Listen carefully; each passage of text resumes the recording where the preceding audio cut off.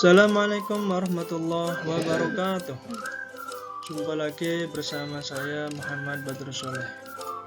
Kali ini saya akan menjelaskan tentang langkah-langkah manajemen berbasis sekolah.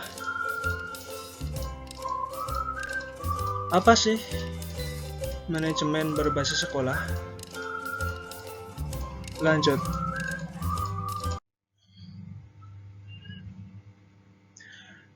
Istilah manajemen berbasis sekolah merupakan terjemahan dari School Based Management.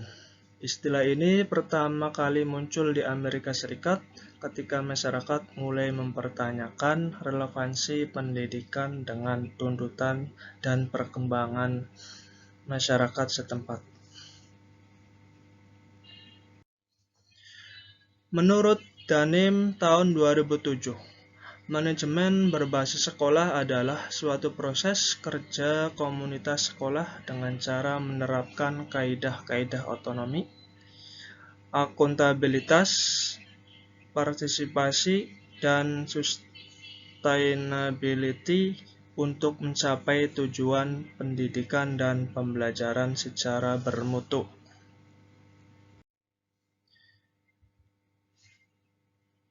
Manajemen pendidikan. Langkah-langkah yang pertama yaitu evaluasi kepala sekolah, guru, dan staf. Artinya, ketika menjalankan manajemen berbasis sekolah, guru, kepala sekolah, staf, dan yang lainnya harus mengevaluasi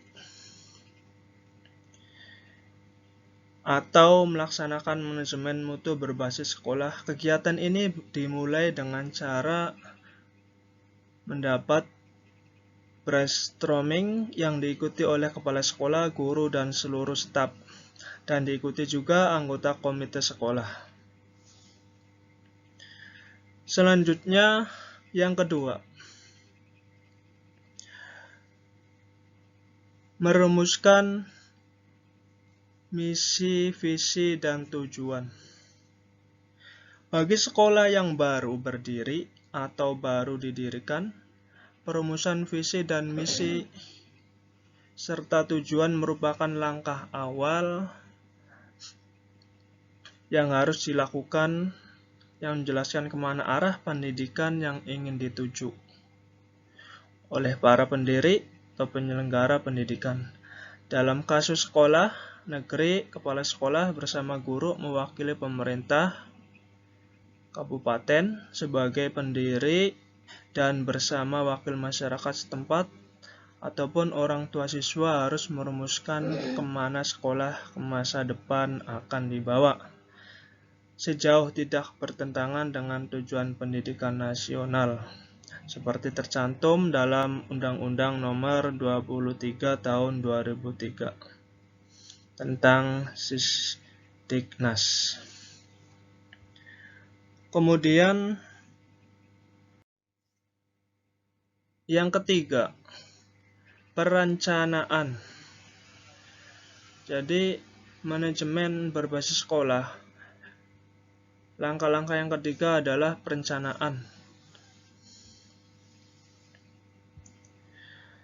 Perencanaan pada tingkat sekolah adalah kegiatan yang ditunjukkan untuk menjawab apa yang harus dilakukan dan bagaimana melakukannya untuk mewujudkan tujuan yang telah ditetapkan pada sekolah yang bersangkutan, termasuk anggaran yang diperlukan untuk membiayai kegiatan yang direncanakan.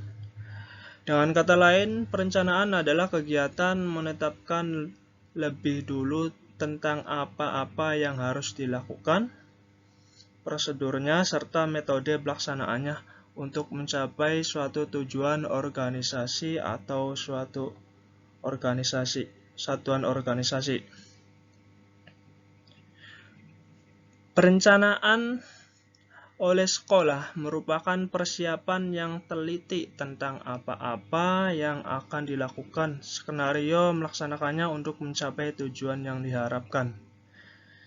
Dalam bentuk tertulis, dikatakan teliti karena ia harus menjelaskan apa yang akan dilakukan. Seberapa besar lingkup cakupan kuantitatif dan kualitatif yang akan dikerjakan. Bagaimana, kapan, dan berapa perkiraan satuan-satuan biaya serta hasil seperti apa yang diharapkan. Kemudian yang keempat, yaitu pelaksanaan.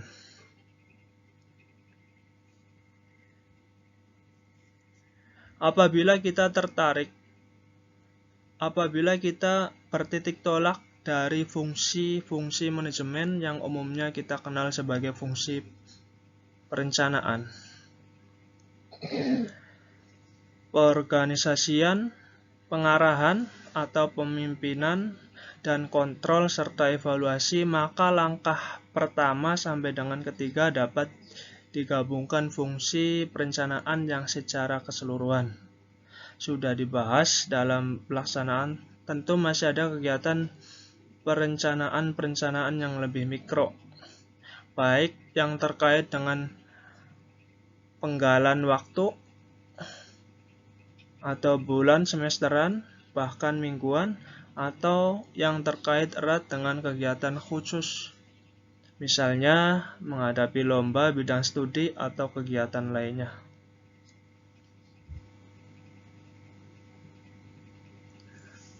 Kemudian selanjutnya,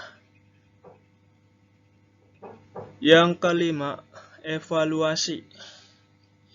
Evaluasi sebagai salah satu tahapan dalam MBS atau manajemen berbasis sekolah merupakan kegiatan yang penting untuk mematuhi kemajuan ataupun hasil yang dicapai oleh sekolah di dalam melaksanakan fungsinya sesuai rencana yang telah dibuat sendiri oleh masing-masing sekolah. Evaluasi pada tahap ini adalah evaluasi menyeluruh menyangkut pengelolaan semua bidang dalam satuan pendidikan, yaitu bidang teknis edukatif atau melaksanakan kurikulum atau proses pembelajaran dengan segala aspeknya, bidang ketenagaan atau kepegawaian, bidang keuangan, bidang sarana prasarana dan administrasi, ketata laksanaan sekolah. Sungguh pun demikian, bidang teknis edukatif harus menjadi sorotan utama dalam fokus pada capaian hasil. Kemudian yang terakhir, yaitu pelaporan.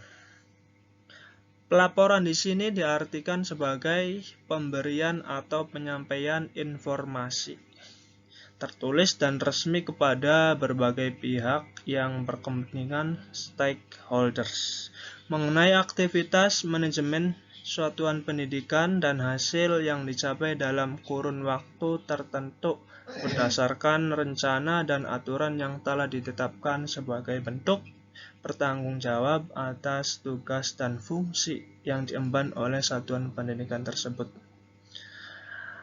Dalam kegiatan pelaporan ini sebenarnya merupakan kelanjutan kegiatan evaluasi dalam bentuk mengomunikasikan hasil evaluasi secara resmi kepada berbagai pihak sebagai pertanggungjawaban mengenai apa-apa yang telah dikerjakan oleh sekolah beserta hasil-hasilnya. Hanya perlu dicatat di sini bahwa sesuai keperluan dan urgensinya, tidak semua hasil evaluasi masuk ke dalam laporan atau pelaporan. Ada hasil evaluasi tertentu yang manfaatnya bersifat internal. Ada yang juga untuk kepentingan eksternal. Bahkan masing-masing stakeholder mungkin memerlukan laporan yang berbeda fokusnya. Di samping itu, sebagai dokumen tertulis resmi yang menyangkut pertanggungjawaban serta reputasi lembaga pendidikan. Sungguh pun isinya harus berdasarkan data dan informasi yang benar.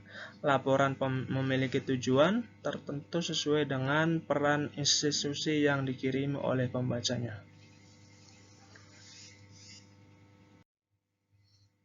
Baik, terima kasih atas perhatiannya. Kurang lebihnya mohon maaf yang sebesar-besarnya. Wallahul muwaffiq ila aqwamit thoriq. Wassalamualaikum warahmatullahi wabarakatuh.